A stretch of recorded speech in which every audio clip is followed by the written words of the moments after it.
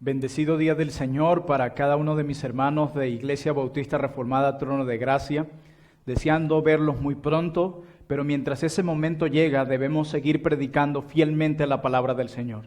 Y eso es lo que quiero que hagamos juntos hoy, que estudiemos la palabra de nuestro Dios, para conocer más a nuestro Dios, para conocer cuál es su voluntad para cada una de nuestras vidas. Y en la mañana de hoy nuestro pasaje estará basado en Hebreos capítulo 13, versículos 1 en adelante. Así que quiero que todos juntos nos acerquemos a esta maravillosa carta que nos explicará y nos expondrá con claridad cuáles son los deberes de los cristianos y cuál es el estilo de vida que debe caracterizar a aquellos que han creído en Cristo. Acompáñenme todos a Hebreos capítulo 13, versículos 1 en adelante. Dice la palabra del Señor en Hebreos capítulo 13, versículo 1. Permanezca el amor fraternal. No os olvidéis de la hospitalidad, porque por ella algunos, sin saberlo, hospedaron ángeles. Acordaos de los presos, como si estuvierais presos juntamente con ellos, y de los maltratados, como que también vosotros mismos estáis en el cuerpo. Honrosos sean todos el matrimonio y el hecho sin mancilla, pero a los fornicarios y a los adúlteros los juzgará Dios. Sean vuestras costumbres sin avaricia, contentos con lo que tenéis ahora, porque Él dijo, no te desampararé ni te dejaré, de manera que podemos decir confiadamente, el Señor es mi ayudador, no temeré lo que me pueda hacer el hombre. Amén. El escritor de Hebreos nos ha expuesto por 12 capítulos la obra de Cristo en favor de los pecadores. En los primeros 12 capítulos de la carta a los Hebreos encontramos lo que llamamos los indicativos.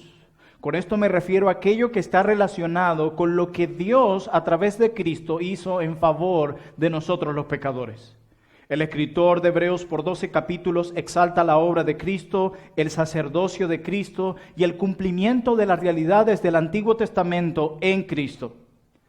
Y a partir del capítulo 13, el escritor de Hebreos, luego de darnos 12 capítulos de doctrina, comienza el capítulo 13 enseñándonos cómo nosotros debemos vivir y aplicar esa doctrina. Así que en el capítulo 13 de la carta a los Hebreos tenemos lo que conocemos los imperativos. Con esto me refiero a aquello que Dios nos pide hacer a cada uno de los que hemos creído en su nombre. Al momento de Dios declarar a un hombre justo de ser un siervo del Señor, le concede el Espíritu Santo, quien le santifica y le transforma a la imagen de Cristo, dándonos nuevos deseos para obedecer y hacer buenas obras. Aquellos que han creído en Cristo se les ha concedido el Espíritu Santo para que vivan de una manera en que Dios le agrada. El Señor ha obrado con nosotros con poder y nos ha permitido andar en aquellas obras que Él preparó de antemano para que cada uno de ellos ande en ellas. Nuestras obras dan evidencia de la presencia de Dios en nuestras vidas. Es eso lo que hacen nuestras obras. Nosotros no fuimos salvos por las obras. Fuimos salvados únicamente por la obra de nuestro Redentor y gran sumo sacerdote Jesucristo. Pero la Biblia nos enseña que el Señor obra poderosamente internamente en nosotros y esta obra poderosamente interna se evidencia externamente. Es como decía Pablo a Tito, que las obras se encargan de adornar la doctrina, las obras se encargan de dar evidencias si nuestra fe en Jesucristo es real. Algunas personas vienen a nuestra iglesia y nos preguntan a los pastores que por qué no los incluimos inmediatamente en la membresía de nuestra iglesia. Si realmente ellos han creído en Cristo, ¿qué más tendríamos que esperar? Pues la Biblia nos enseña claramente que Dios ha otorgado una autoridad a su iglesia de evaluar la profesión de fe de aquellos que se llaman a sí mismos creyentes. Son nuestras obras, es nuestro estilo de vida, como veremos hoy, lo que dará evidencia si nuestra fe es real. Lo que se requiere para ser miembro de una iglesia local es creer en Cristo, eso es verdad, pero también dar evidencias de que estamos siguiendo a nuestro amado Jesucristo. Porque también los demonios creen y tiemblan, y no quiere decir que por eso sean salvos. Así que deben haber evidencias. La iglesia local tiene la responsabilidad de evaluar los frutos de aquellos que dicen haber creído en Jesús. Y es esto lo que declara el escritor de Hebreos en el capítulo 13. Él va a enseñarnos que aquellos que han creído en Cristo estarán dispuestos a servir a Cristo y a vivir completamente para Él. Así que miremos en esta carta y veamos cuál es el estilo de vida que caracteriza a aquellos que han creído en Cristo y en quienes mora el Espíritu de Dios. Y comenzamos a verlos con algunas palabras que nos van a guiar en nuestro bosquejo. Y una de las primeras palabras que yo quiero traer en sus mentes es amor. Así es. Esta es una de las primeras virtudes cristianas que caracteriza la vida de aquellos que han creído en nuestro amado Salvador. Y esto lo declara el escritor de Hebreos en el versículo 1 con la siguiente idea cuando nos dice: permanezca el amor fraternal. Aquí no tenemos una opción, a ver, si ustedes quieren hacerlo, hágalo. No, aquí tenemos un imperativo: permanezca en vosotros el amor fraternal. Y noten que el escritor de Hebreos no dice a su audiencia que fabriquen el amor.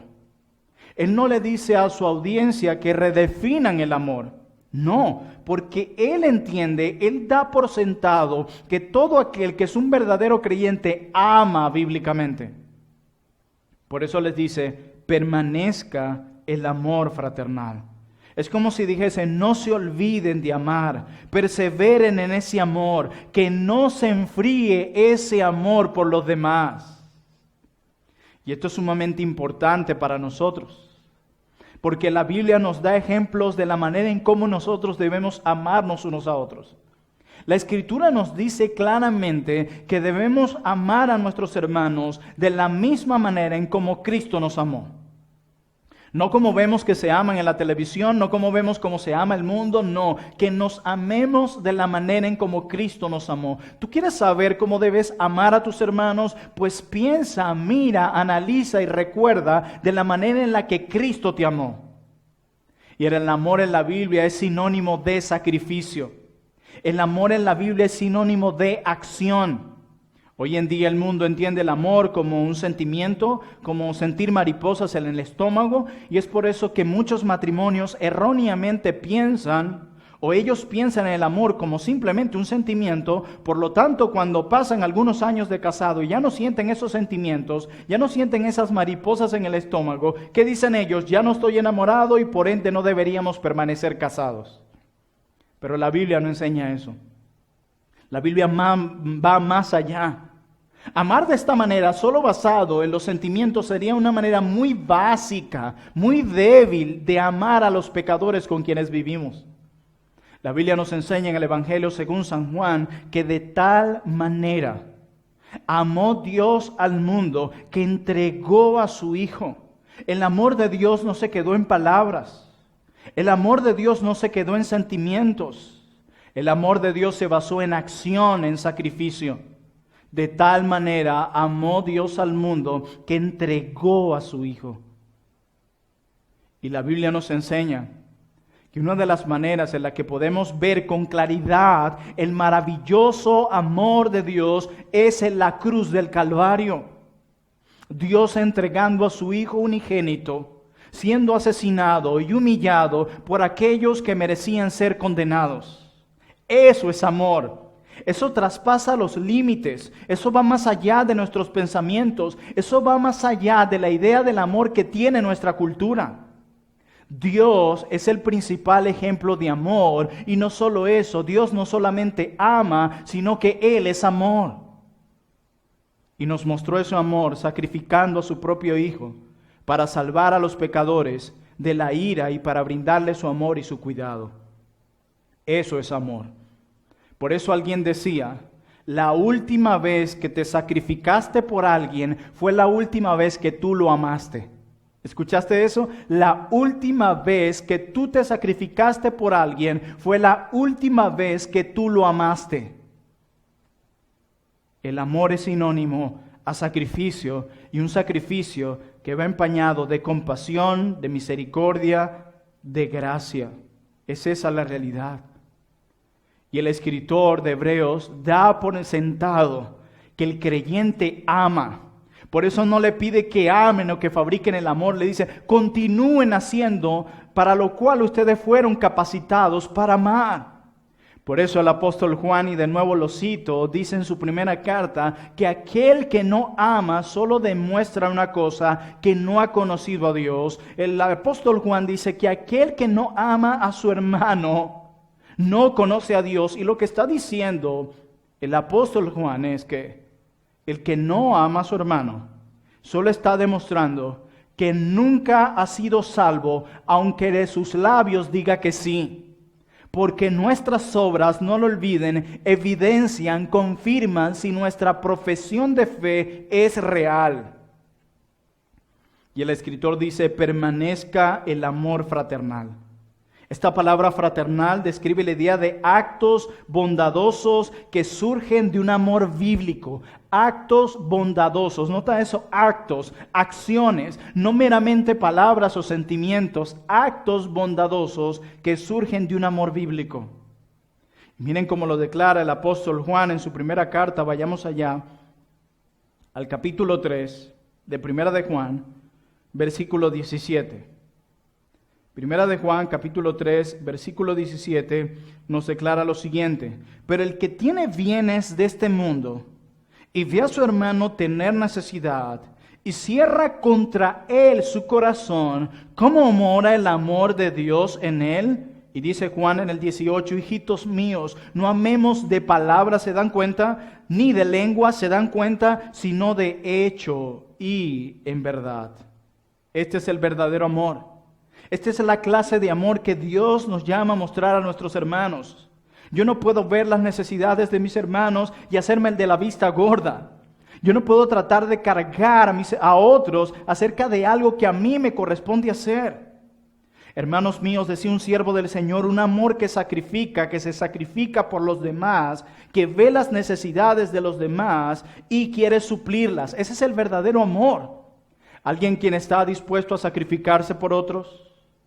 Alguien que ve las necesidades de sus hermanos, porque el texto está hablándonos de la manera en cómo debemos amar a nuestros hermanos. No aquellos que se dicen ser hermanos y no lo son. Yo creo que hay que mostrar amor, pero otro tipo de amor. Aquí el apóstol, el escritor de Hebreos, mejor dicho, está diciéndonos cómo debemos amar a nuestros hermanos en la fe, en quienes tenemos la común salvación. El verdadero amor ve las necesidades de su hermano y querrá suplirlas. Y créeme, eso es algo que muchas personas no están dispuestos a hacer. ¿Por qué? Porque implica sacrificio. Implica que te salgas de tu zona de confort. Implica que salgas de tus comodidades donde a todos nosotros nos encanta estar. Nos encanta estar tranquilos, que nadie nos moleste, viviendo a nuestras anchas, pero el amor nos saca de nuestra zona de confort. Si no, pensémonos en el matrimonio, ama a tu esposa como Cristo amó a la iglesia. Eso inmediatamente te está indicando que vas a tener que sacrificarte como Cristo se sacrificó, y eso implica que vas a tener que salir de tu zona de confort. Vas a tener que abandonar tu propio reino para servir a otros. Y es interesante, hermanos, porque los hermanos hebreos eran judíos que habían creído en Cristo y en este momento estaban experimentando el rechazo incluso de sus familias, la persecución en algunos casos, y a lo único que les queda es su familia en la fe. Lo único que tienen es a sus hermanos en la fe.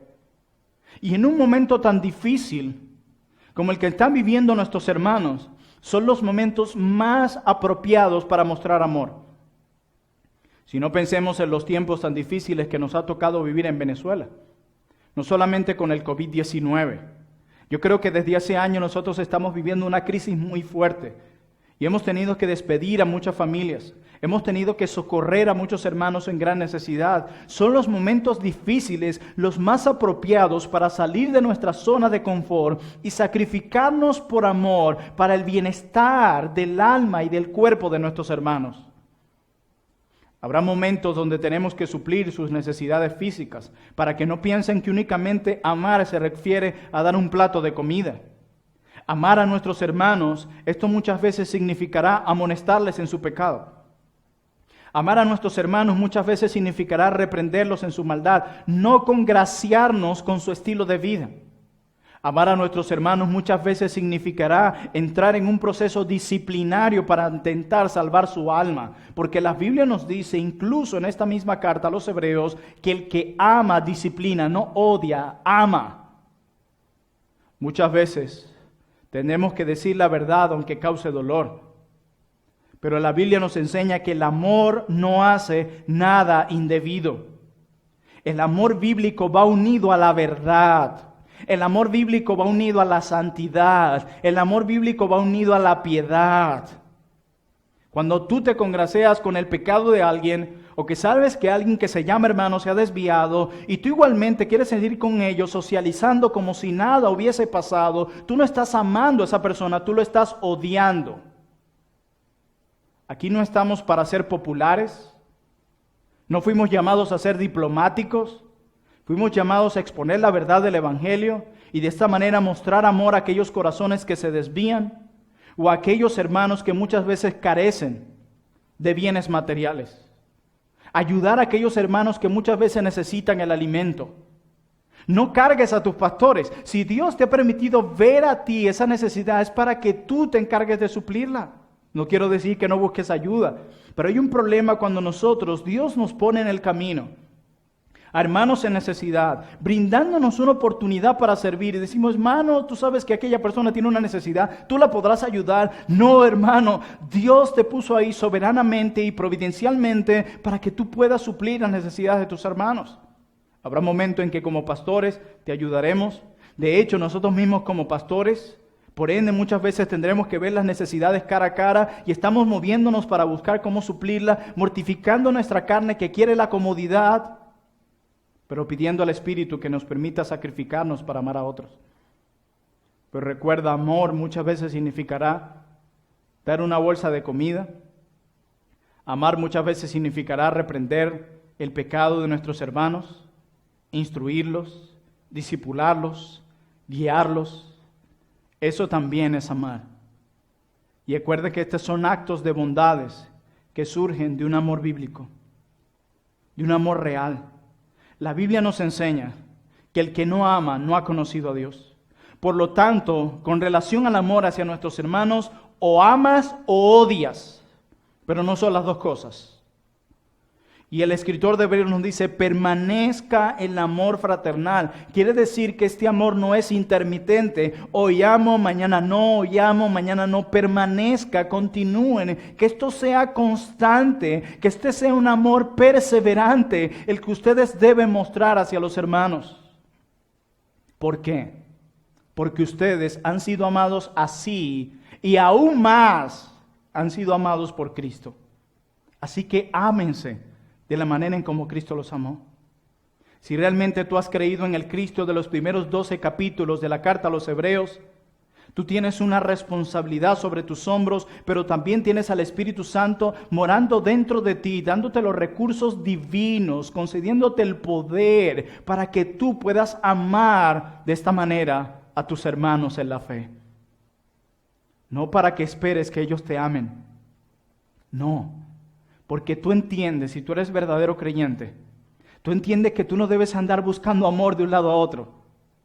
Tú entiendes que tú no estás buscando que los demás hagan algo por ti. Tú entiendes, como lo dice la carta a los Hechos, el libro de los Hechos, que es más bienaventurado dar que recibir. Por lo tanto, cuando tú ves una necesidad en tus hermanos, tú dices, oh Dios mío, gracias por esta oportunidad que me has dado para poder servir a otros y de esta manera reflejar a mis hermanos el carácter de Cristo en mí. Qué privilegio es poder servir a otros de manera abnegada y sacrificial, reflejando así el carácter de Cristo y mostrando a los demás que nuestra fe en Cristo es real, que nuestras obras puedan adornar nuestra doctrina. Es por eso que el escritor de Hebreos une la parte doctrinal con la parte práctica. De allí viene la verdadera piedad, aquellos que creen en Cristo y a través de buenas obras adornan esa doctrina. Pero el escritor de Hebreos no solamente nos dice que el estilo de vida que caracteriza al verdadero creyente no solo es el amor, un amor permanente y constante y sacrificial, sino también nos habla de la hospitalidad. Y esto lo dice en el versículo 2 y dice, no os olvidéis de la hospitalidad, porque por ella algunos, sin saberlo, hospedaron a ángeles. De nuevo, el escritor de Hebreos no está tratando de que los hermanos fabriquen la idea de la hospitalidad. No está tratando de que ellos sean originales con el tema de la hospitalidad. No está esperando que ellos redefinan la hospitalidad. No dice, acordaos, no te olvides. ¿Por qué? Porque Él da por sentado de nuevo de que no solamente los cristianos aman por naturaleza, debido a que se les ha otorgado la salvación y el Espíritu Santo, sino que Él da por sentado que los verdaderos cristianos son hospitalarios. Por eso les dije, no se olviden de la hospitalidad. Permanezcan, no se olviden del amor. Él entiende que el verdadero creyente ama y es hospitalario, por eso solo le dice, no se olviden de hacer lo que ustedes ya saben hacer y para lo cual ustedes ya fueron capacitados para hacer. Él entiende que el creyente sabe hacer esto, por eso les pide que no los olviden. Y es interesante pensar en el contexto, cómo entendían los judíos la hospitalidad. Porque esto es importante, porque a la audiencia a quien le escribe el escritor de Hebreos son judíos convertidos. El contexto judío, la hospitalidad es cuando tú muestras bondad a gente que no conoces. Quizás yo mencioné hospitalidad y tú inmediatamente pensaste en tus hermanos más queridos. Quizás pensaste en aquellas veces que recibiste en tu casa a hermanos muy amados. Pero en este contexto la hospitalidad va más allá. Se trata de hospedar y de mostrar bondad en tu hogar, incluso a aquellos que no conocen. Y esto era muy típico en los tiempos judíos porque no existían hoteles como lo existen hoy. En la tercera carta de Juan, por ejemplo, se elogia a quienes hospedan a los predicadores que predican el Evangelio. Pero como bien decía un predicador de nuestros días, que hospedaban y se elogia a quien hospeda a quienes predican el Evangelio fielmente. Pero si no predican el Evangelio fielmente, ni los saludes. Así es. Ni los saludes. No se está diciendo aquí que hospedemos a un delincuente, a un violador y lo metemos en nuestra casa con nuestros hijos, porque la Biblia nos llama a ser hospitalario. Yo creo que como cuando hablamos del tema del perdón, nunca podemos divorciar la sabiduría de cada uno de estos actos de bondad. Y una de las cosas que nos dice el escritor de Hebreos es que él pretende darnos una motivación en el texto que estamos leyendo. Él dice, porque por ella, hablando de la hospitalidad, algunos, sin saberlo, hospedaron ángeles. Noten que la palabra hospedaron se encuentra en pasado. No dice que están hospedando ángeles o que todavía hospedan ángeles. Dice, hospedaron ángeles. Está refiriéndose a los personajes en el Antiguo Testamento que hospedaron ángeles como lo fueron Abraham, como lo fue Lot, etcétera, etcétera. Yo creo particularmente, entendiendo toda la revelación divina, que esa forma de Dios obrar no es para hoy. El punto aquí más bien del escritor de Hebreo, cuando analizamos su idea central, es que si tú hospedas a gente, tú no tienes ni idea de cómo tú puedes ser bendecido, de la misma manera como nuestros hermanos en el pasado fueron bendecidos al hospedar ángeles. Muchas veces familias en nuestra iglesia testifican lo maravilloso que fue cuando de repente trajimos un pastor o hermanos a una conferencia y les abrieron las puertas de su hogar y cómo fueron bendecidos, cómo Dios obró en esos momentos. Hermano, tú no te imaginas la bendición que puede Dios traer a tu hogar, a tu alma, cuando hospedamos a siervos del Señor en nuestros hogares, aun cuando no les conocemos.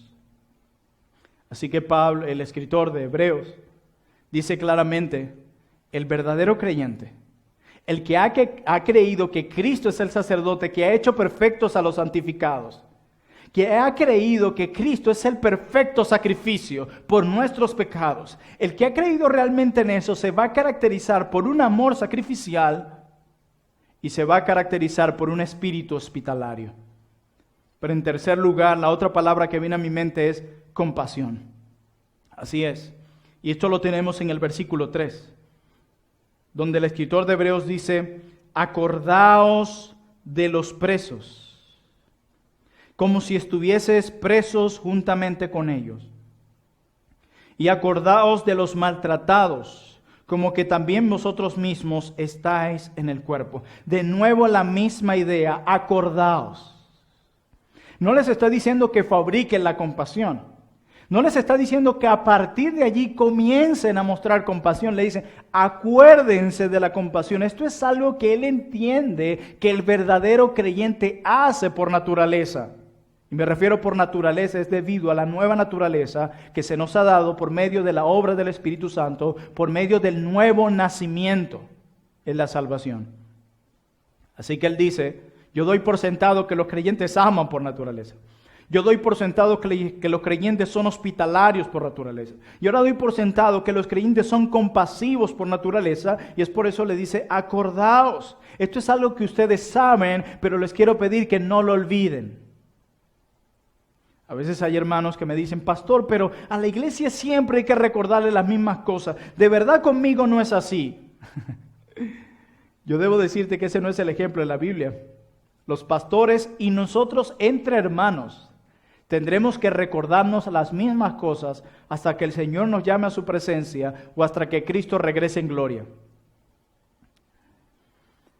Y me encanta cómo lo dice el escritor de Hebreos. Acordaos de los presos juntamente con ellos, como si estuvieras juntamente con ellos. Lo que está diciendo, acuérdate de los presos, trata a los presos como si tú estuvieras preso. Y ahora la pregunta es, ¿cómo te gustaría que te trataran si tú estuvieras preso? Nosotros pensamos en las cárceles de nuestras naciones y pensamos lo horrendo que sería caer en prisión. Y particularmente en el contexto es por el Evangelio. Yo no estoy hablando aquí de personas que van en prisión por sus pecados. Está hablando aquí de eso. Recuerden que en el primer siglo a ti te podían encarcelar por ser cristiano. En el primer siglo, únicamente por profesar la fe en Cristo, te desheredaban en tus propias familias, te abandonaban tus propias familias y podías ir a la cárcel e incluso a la muerte. Cuando la Biblia realmente nos habla de acordarnos de los presos, muchas veces los cristianos pensamos inmediatamente en aquellos delincuentes que están en una prisión. Yo no estoy diciendo que no puedas visitarle, yo no estoy diciendo que no puedas llevarle el Evangelio a aquellos que están presos, pero quiero decirte algo que quizás tú no sabes. Cuando la Biblia habla en su mayoría en el contexto de los presos, se está refiriendo a creyentes que estaban presos. Es como cuando Cristo dijo, ¿te acuerdas que cuando estaba preso no me visitaste? Cuando te pedí agua no me diste, cuando te pedí de comer no me diste. Se está refiriendo en aquellos creyentes que fueron presos por el Evangelio. Algo que era muy común en ese tiempo. Y Pablo dice, no se olviden de estos hermanos que están presos por causa del Evangelio. Y esto, sin duda alguna, es impactante. ¿Sabes por qué? Porque si tu hermano estaba preso, y tú siendo cristiano también ibas a visitarlo, corrías el riesgo de que a ti también te metieran preso, porque tú también profesabas la fe que allí estaba. Esto es sumamente impactante y que aún esa dificultad, dice el escritor a los hebreos, que esto no te limite de mostrar compasión a aquellos que están presos como si tú lo estuvieses. Y algunos de nosotros pensaremos, pastor, pero bueno, aquí en Venezuela no estamos siendo perseguidos por nuestra fe. ¿Cómo hacemos nosotros? Repito, no hay ningún problema que quieras visitar a los presos y llevarle el Evangelio, pero no olvides que el contexto en la Biblia habla específicamente a aquellos que habían sido aprendidos por su fe en Cristo. Pero hay algo más en este pasaje para ti en relación a la compasión y dice, y de los maltratados como que también vosotros mismos estáis en el cuerpo. Acuérdate de aquellos que están experimentando el dolor. Y díselo, trátalos como tú tratas a tu propio cuerpo. Tú a tu cuerpo te encargas de sostenerlo, de alimentarlo, de cuidarlo, incluso de buscar cualquier remedio para mantenerte sano. Mira el interés que tú tienes hacia tu propio cuerpo. Pues el escritor dice, ese mismo interés que tú tienes hacia tu propio cuerpo, pues tenlo hacia aquellos que están sufriendo, pues tenlo hacia aquellos que están siendo maltratados. No podemos concebir un creyente donde el amor hacia sus hermanos esté ausente. No podemos concebir a alguien que diga ser creyente y no muestre hospitalidad. No podemos percibir en alguien que se diga ser creyente pero no se caracteriza por un corazón compasivo.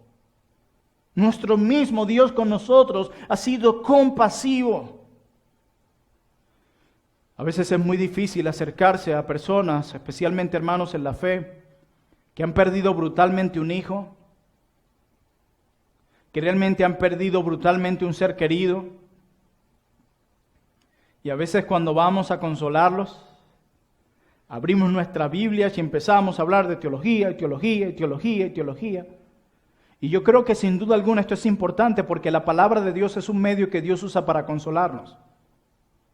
Pero hermanos, hay veces que nuestras palabras, aquellos que sufren, parecen tratar de quererles decir que su sufrimiento no está fuerte, que confíen y ya. Miren, hermanos, a veces solo será suficiente callar nuestras bocas y llorar con el que llora. A veces será suficiente ir y simplemente orar. Nosotros estamos llamados a mostrar compasión a aquellos hermanos que son maltratados.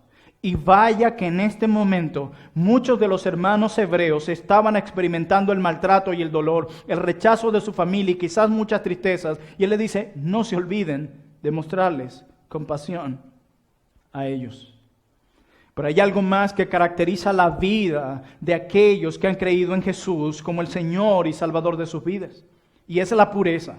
No solamente el amor, no solamente la hospitalidad, no solamente la compasión, sino la pureza. Y eso lo tenemos en el versículo 4, donde el escritor dice, honroso sea en todos el matrimonio y el lecho sin mancilla, pero a los fornicarios y a los adúlteros los juzgará Dios.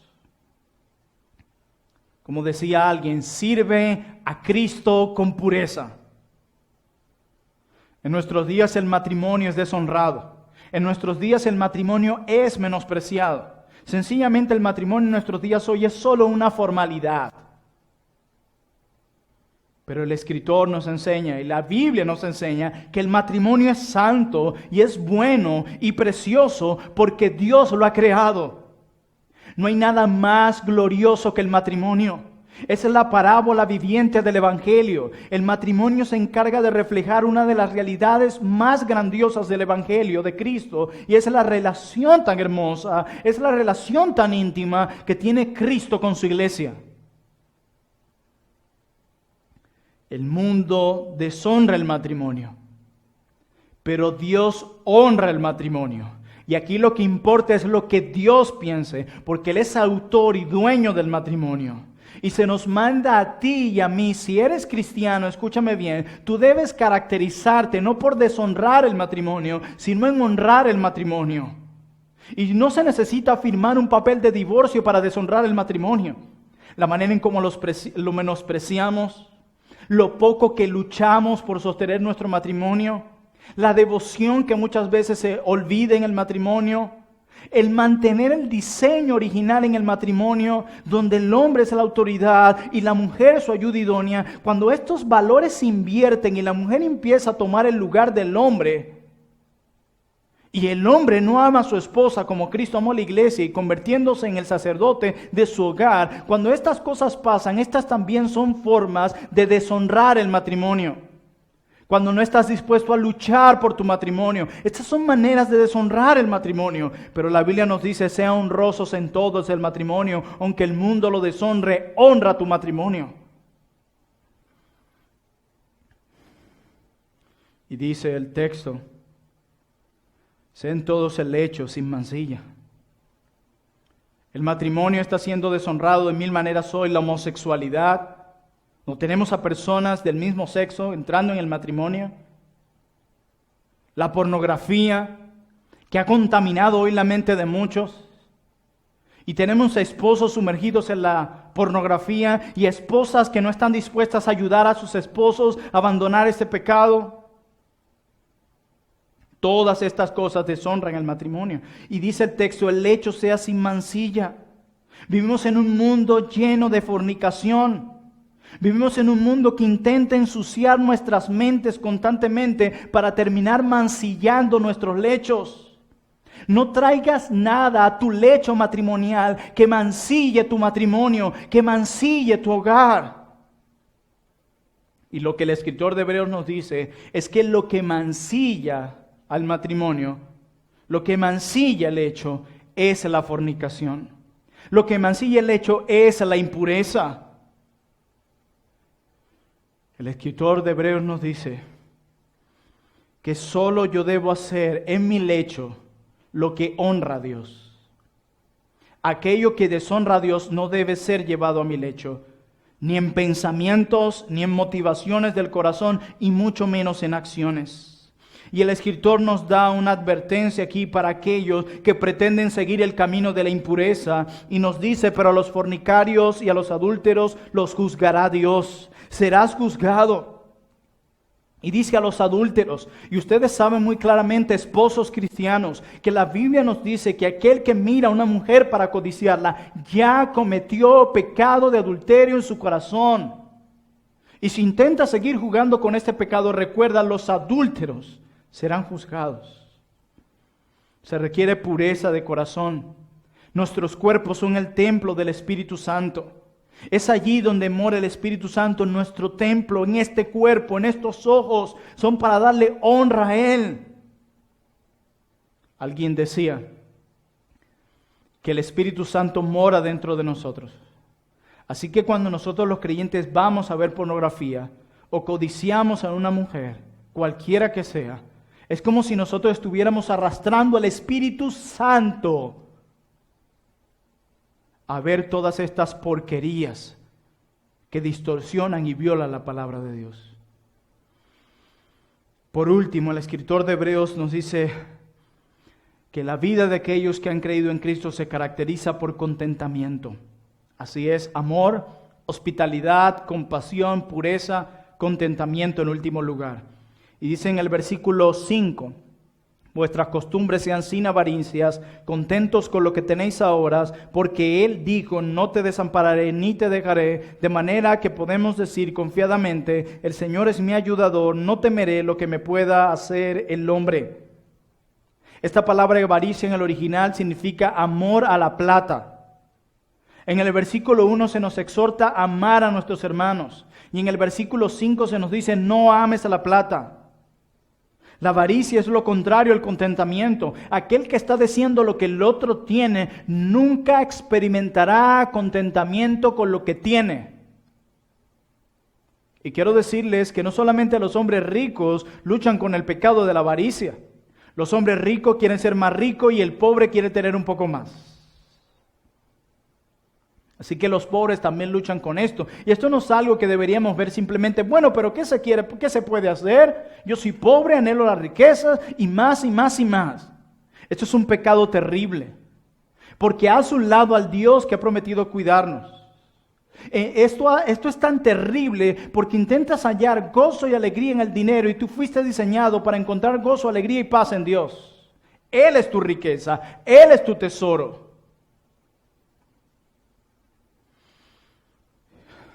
Y el problema que trae la avaricia a nuestros corazones es que te impide estar contento con lo que tienes ahora. A veces vivimos pensando en aquello que no tenemos, en lugar de dar gracias por aquello que sí tenemos. Que nuestro Dios sabiamente nos los ha otorgado y Él sabe que es lo mejor para nosotros. No quiere decir que la Biblia diga que es pecado ser rico. No, yo creo que hay buenos hombres de Dios adinerados y que Dios ha bendecido grandemente. Como tampoco te hace más espiritual ser pobre. Recuerden, vivimos en días donde las ideologías como el socialismo nos hacen pensar que ser rico es malo y ser pobre es lo mejor. Eso no lo enseña la Biblia y la Biblia está por encima de cualquier ideología. El problema está cuando tu confianza, tu gozo y tu paz radica en estas cosas. Recuerda que con este pecado puede lichar no solamente el rico, sino también el pobre. Y hay una promesa en nuestro texto para contentarnos, porque Él dijo, no te desampararé ni te dejaré. Y es interesante que esta palabra desampararé en el original significa desatar. Y es la misma palabra que se usó en el libro de los Hechos, cuando Pablo y Silas están cantando himnos en la prisión, se caen las cárceles y se sueltan, se desatan sus cadenas. Y la idea aquí es que Dios está atado a nosotros. Que Dios está atado a nosotros como con cadenas. Y Él promete jamás desatarse. Él promete nunca abandonarnos. Él dice que es imposible que yo te abandone. ¿Escuchaste eso? No te desampararé. No me soltaré de ti. No te abandonaré. Dios dice, es imposible que yo te deje, hijo mío. Yo entregué a mi propio hijo por ti. ¿Cómo no te daré juntamente con él todas las cosas? No te desampararé. ¡Qué maravillosa promesa! ¡Qué maravilloso es este recuerdo! ¡Qué maravilloso es esto que nos dice el Señor acá! Y estas son palabras que sin duda alguna son tomadas del Antiguo Testamento para recordarnos aquel momento cuando Moisés está hablando al pueblo de Israel antes de entrar a la tierra prometida. Y en esa tierra prometida hay gigantes, hay una ciudad fortificada, hay guerreros entrenados. Y la gente tenía mucho miedo.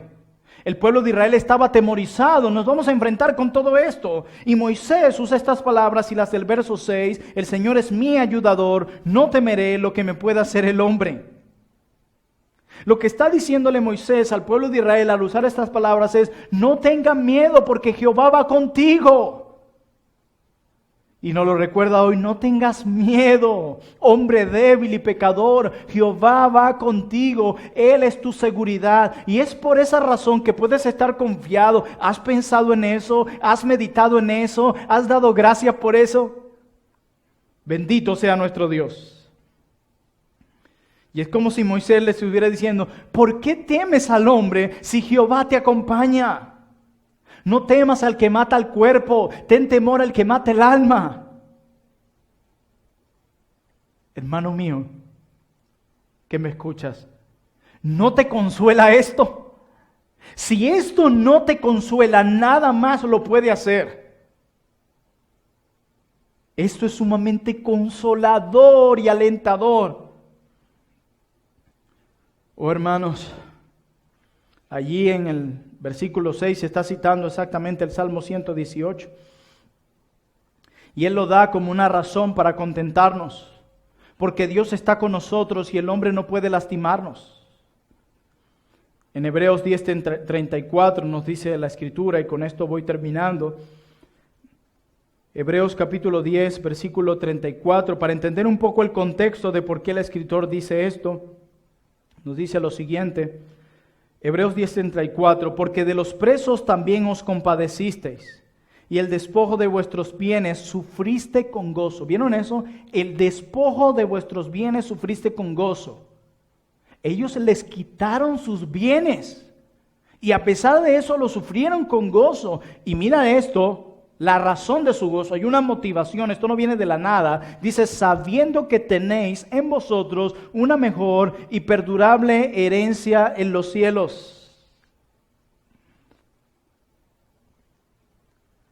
Ellos sabían que tenían cosas mejores en el reino de Dios. Quítenmelo, no importa, yo tengo muchas cosas mejores en el reino de los cielos. Porque yo no he hecho tesoros en la tierra, mis tesoros están en el cielo. Las autoridades en ese momento les habían quitado todas las cosas. Y el escritor de Hebreos les está diciendo, antes cuando las autoridades vinieron y te quitaron todo, te gozaste, porque sabías que tenías algo mayor en el reino de los cielos. Pero luego pasa el tiempo y quieres tus cosas otra vez. Por eso le recuerdan, no codicien, no se dejen llevar por la avaricia. Si ya en un momento se gozaron cuando perdieron las cosas, parecía que había pasado un tiempo y de nuevo estaban pensando en sus cosas. Ay, si otra vez tuviera mis cosas. Y empiezan a ser alimentados de nuevo por la codicia y empiezan a perder su contentamiento. Y el escritor de Hebreos les recuerda, el Señor está contigo, no temas a lo que el hombre te pueda quitar. ¿Saben por qué? El hombre nos puede quitar nuestras posesiones. El hombre nos puede quitar en momentos nuestra seguridad. El hombre nos puede quitar muchas cosas. Los gobernantes nos pueden quitar muchas cosas. El hombre pecador, el delincuente nos puede quitar muchas cosas. Pero hay algo que no te pueden quitar. Y es a Dios. Y si Dios es tu mayor tesoro, si Dios tiene un gran valor para ti en tu vida, tendrás paz y estarás dispuesto a perder todo eso con gozo. Porque lo que tú más valoras, no te lo pueden quitar. Hermanos míos, qué maravilloso es pensar en ese estilo de vida que caracteriza a aquellos que han creído en Cristo. La vida de aquel que es salvo se caracteriza por este estilo de vida de amor sacrificial, de la hospitalidad, que es la compasión, la pureza, el contentamiento, que es algo que tanto necesitamos. Si tú eres un verdadero creyente, estas buenas obras adornarán tu fe y confirmarán tu fe. Amor, hospitalidad, compasión, pureza, contentamiento. Y cada una de estas virtudes no disminuyen en nuestra vida, sino que aumentan debido a la obra santificadora que el Espíritu Santo está llevando en nosotros. Yo quiero decirles a aquellos que no tienen a Cristo en su corazón, que han rechazado a Dios o se han hecho un Dios en su imaginación. Quiero decirles que sin Cristo y sin la morada del Espíritu Santo dentro de ti, jamás podrás vivir de esta manera. Hoy puedes venir a Cristo, rendir tu vida a Él, reconocer tu impotencia de salvarte, reconocer que solamente Cristo te puede reconciliar con Dios y que solamente Él puede perdonar tus pecados. Reconocer que Cristo es el Rey de reyes y Señor de señores. Reconocer que Él es el Salvador del mundo y que dejes todo y le sigas. Aquel que cree en Cristo estará dispuesto a servir a Cristo por siempre y para siempre. Que Iglesia Bautista Reformada Trono de Gracia se caracterice por este estilo de vida.